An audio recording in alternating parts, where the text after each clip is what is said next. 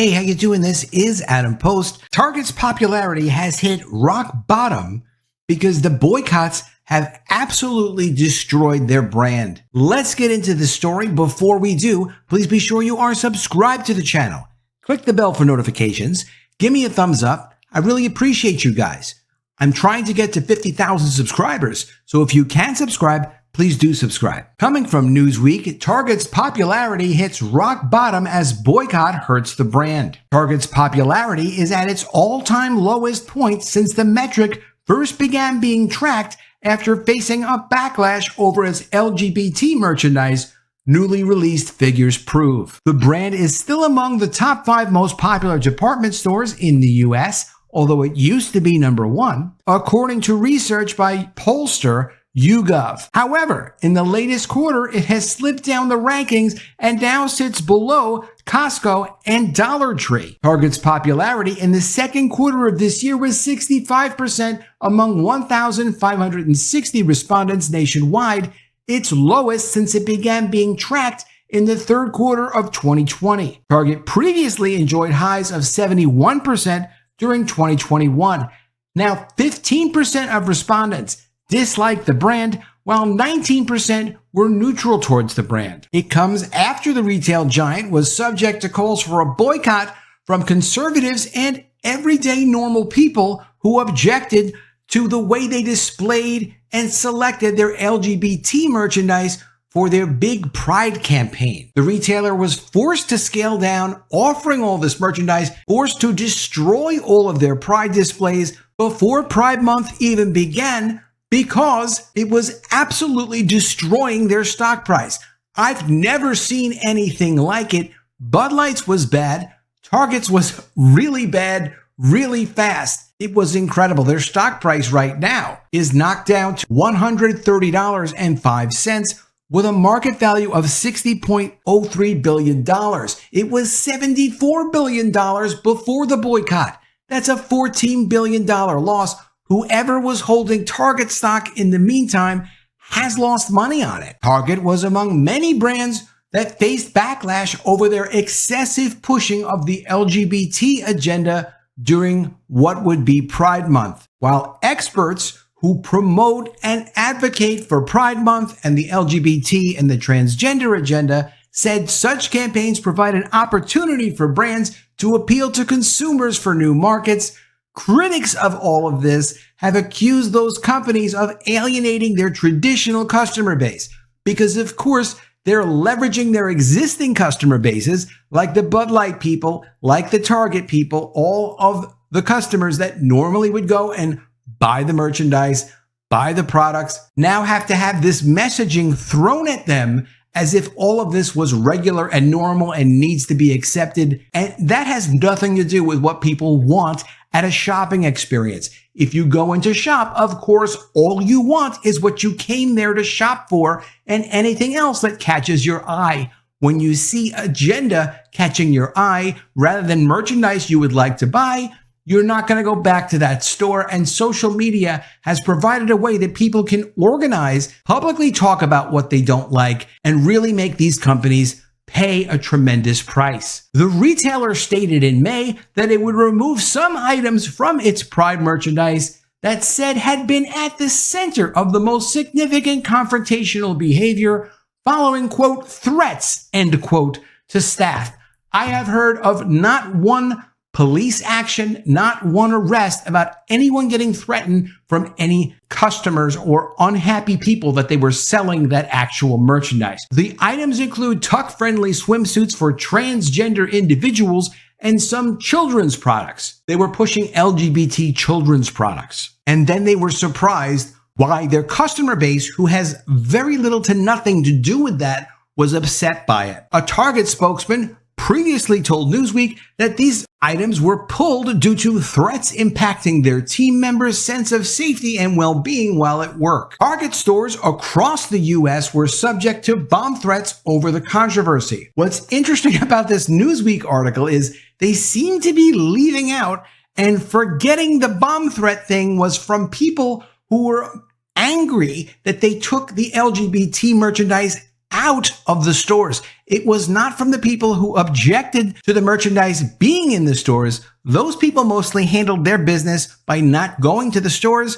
and by mentioning it on social media. There were no arrests. There were no bomb threats. The bomb threats all came from people who were angry at Target for not pushing the LGBT Pride Month agenda. The YouGov research, conducted over a period of 90 days and updated quarterly, showed that Target is most popular among millennials, 73% of whom favored the brand, and lowest among baby boomers, of whom 58% favored the brand. Women were 10% more likely to find the store appealing than men, with 70% of female respondents liking the brand to just 60% of male respondents. Since late 2020, tracking data shows Target's popularity has wavered around 70% across the board, but this had dropped off 5 points between April and June of this year. In the first quarter of 2023, before the backlash, the popularity was at 68%. But this is hard to even believe, but following the backlash against its LGBT Pride merchandise, the company faced a second wave of outrage from conservatives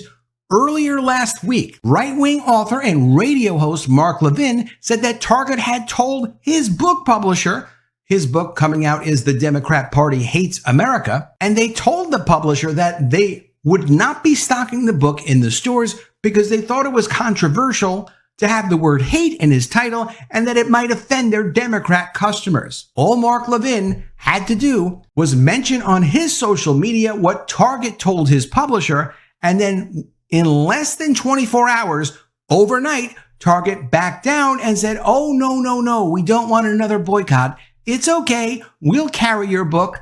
Don't worry about it. And they're smart to have that kind of response because they do not need to have another disaster on their hands. As it is, they have Democrat attorney generals attacking them, as well as Republican ones. Here's what the Democrat attorney generals have to say. More than a dozen state attorneys general are giving Target reasons to restock Pride merchandise. And I covered this story when it first came out a couple of weeks ago. And it's interesting because to research it, you'll see when it's Democrat attorney generals who are calling out Target, they're just referred to as attorney generals. When it's Republican attorney generals that are calling out Target, then they're GOP attorney generals. It's always less legitimate somehow in media if you're GOP versus being a Democrat. The Democrats were saying very simply this: you need to stock all this Pride merchandise. You need to restock it. You need to push it in the stores. You could be violating the civil rights of your customers by not offering them the equal opportunity to buy tuck bathing suits that regular people can buy. So a lot of nonsense basically coming from the Democrat attorney generals. From the attorney generals that were Republican attorney generals, their attitude was basically this: you can't go and just start offering merchandise that you know your regular customers don't want because it suits pushing a progressive LGBT agenda. You just can't do it because it's a violation of your fiduciary duty. The fiduciary duty basically works this way. You have a responsibility as a public company to do what makes sense for your stockholders. People invest money in your company. They expect you to be focusing on trying to get them a return on their investment, not pushing whatever AOC has to say or whatever Hillary Clinton or Obama wants you to push.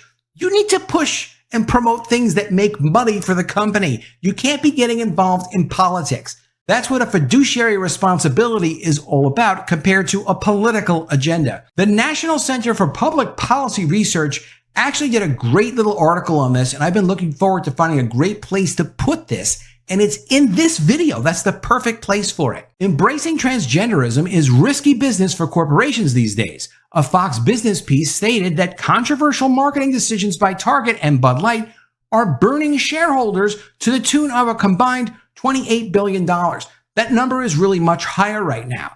I always look at the day before April 1st when Dylan Mulvaney did Dylan's promotion at Bud Light.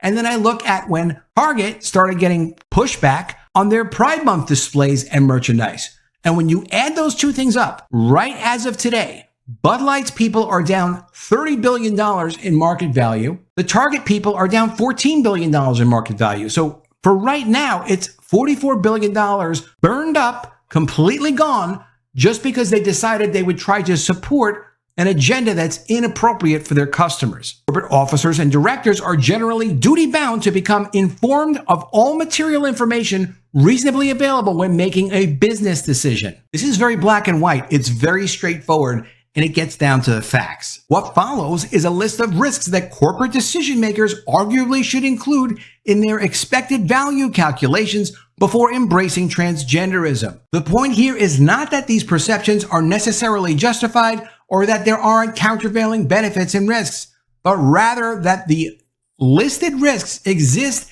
and may account for significant lost sales and revenue. 1. The risk that the corporation will be perceived as engaging in a war on children. 2. The risk that the corporation will be perceived as engaging on a war on parents. 3. The risk that the corporation will be perceived as engaging in a war on women. 4. The risk that the corporation will be perceived as engaging in a war on religion. 5.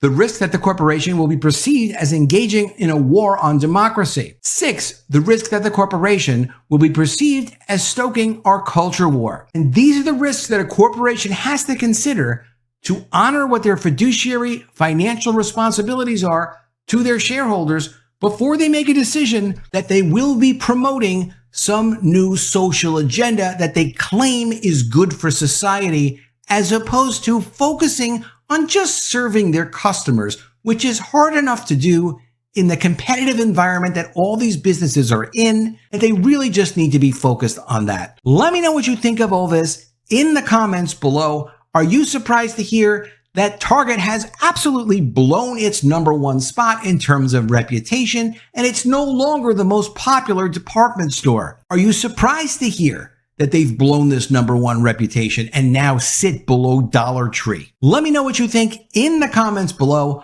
Always love to see your ideas. Please be sure you are subscribed to the channel. Click the bell for notifications. Give me a thumbs up, and I'll see you again soon with another video. And if I don't see you, I will miss you.